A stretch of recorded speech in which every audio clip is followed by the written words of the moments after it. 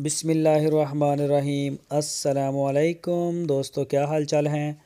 मैं उम्मीद करता हूं कि मेरे तमाम दोस्त खैरियत से होंगे। दोस्तों, खुशी भाई आपके लिए लेके आए हैं जोड़ी बछड़ों की। एक तो बुल है माशाल्लाह बहुत बड़ा, जो आप देख रहे हैं। चोलस्तानी ब्रीडर है ये, तो काफ़ी हैवी वेट है। चेक करें जी माशाल्लाह, कैमरे में तो पूरा भी नहीं आ रहा। जो भी दोस्त ख़रीदना चाहें वो जाके पहले बात करें इसके गोश्त का या लाइव वेट का। आप इसका वज़न करके भी ख़रीद सकते हैं, वो आपको बता देंगे। मुंह से 6 दांत है।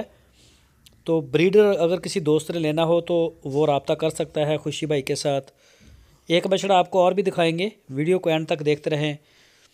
तो चेक करें जी माशाल्लाह, कलर में बड़ा आउट क्लास और सारे एसओपी पूरे हैं इसके। ये देखें जी, नाफ में, झालर में और वजूद में, कद काठ में भी बड़ा खूबसूरत है।